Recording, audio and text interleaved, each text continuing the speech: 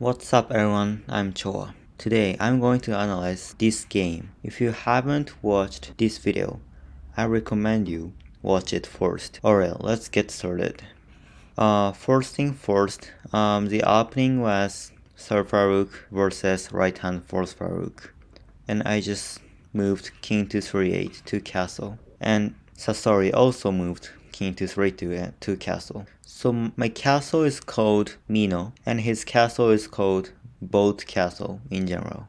On move 22, Silver to 3-3 is questionable. The reason is it closes the bishop's diagonal line and it makes harder for white to attack.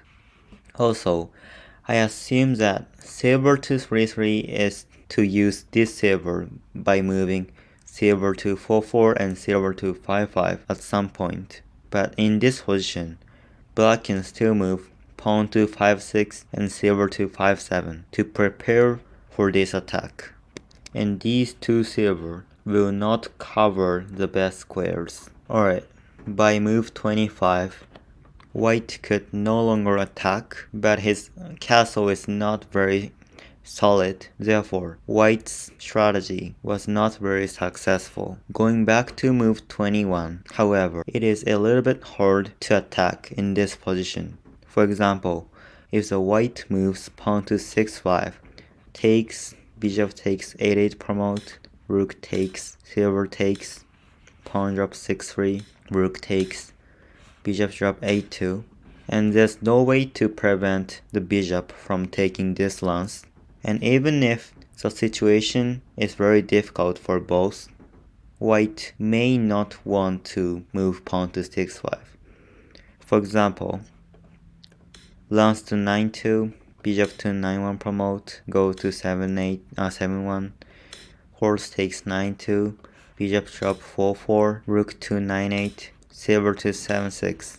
And although it's a very difficult game, white loses lance first, so that's why white may not want to attack first. Therefore, white decided to do something else. There's a move that allows white bishop's diagonal line to be open, but also white can attack next, which is bishop to 3-3. You might wonder what's the difference, but let me explain it. For example, let's say black moves pawn to 4-6 in this position, and white will attack. Pawn to 6-5, pawn takes, silver takes, bishop takes 3-3 promote, knight takes, pawn drop 6-3, rook takes, and bishop drop 8-2. You might think there's no difference, however, it actually is. There's a move to pull out, which is bishop drop 6-9. The purpose of this bishop is to take either rook or gold to drop a piece knight to square so that black's bishop will be taken. So for example, rook to 8-8, bishop takes 5-8 promote, gold takes, and bishop gold drop 9-2, and white can capture this bishop. If white waits one move, he can attack.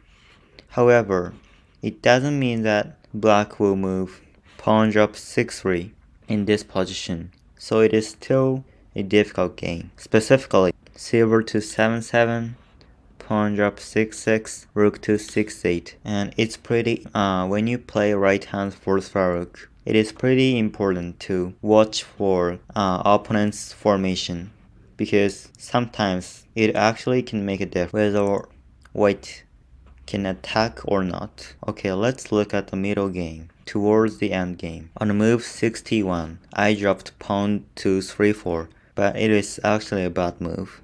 I mean, it is not bad, but there was a way better move.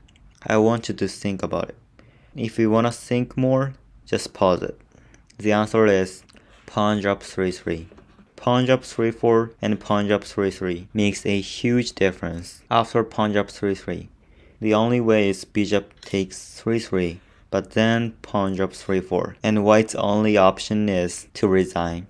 For example, if bishop to 2-2, then silver to 3-3, and knight takes and silver takes 5-5. which is I, missed a huge opportunity to win clearly. On move 79, Rook takes 3-5. What if King takes? Then bishop to 7-9, and it's already mate. For example, if King takes 4-5, then go to 4-6, and he can't drop anything. For example, even if he drops silver, bishop takes, king takes, and silver drop 5-6, and it's checkmate. Therefore, when I take this pawn, black, which is I, was almost winning. However, on move 89, Rook 2-3-4 is not a bad move. However, black has missed an opportunity to win. I want you to think about. There are two answers. Again, if you want to spend more time to think, you can just pause this video. One possible answer is bishop to 7-9, and the other is knight drop to 5. Either way, they are brinkmate or move that threatens the king, but the opponent's king has no way to prevent that threatmate. On move 91, knight drop to 5 is not bad again. However, there was a better move, which is rook takes 1-4 and king to 2-2, knight to 3-4, king to 2-1, knight drops 3-3, king to 3-2, rook takes 1-1 promote. Black could have just won easily. Towards the end game, black has missed a lot of ways to win. That was a huge point for improvement for me. On move 93, rook 2-3-3 is not even a threat mate. Therefore, I just wasted one move, and therefore rook takes 1-4 was better. Then king to 2-1, knight to 3-3 doesn't promote, king to 2-2, knight to 3-4, king takes 3-3, silver drop 4-4, pawn takes, silver takes, king to 3-2, rook takes 1-1 promote, and his king is in very danger while my king is still safe. On move 105, rook drop 6-1. It is not even a threat mate, and since black had missed tons of opportunity to win, black could have lost. However, lucky for black, it's still advantageous for black. The reason is silver to 5-5 prevents a threat mate on my king. However, black could have just won easily. So again, that was a huge point for improvement for me.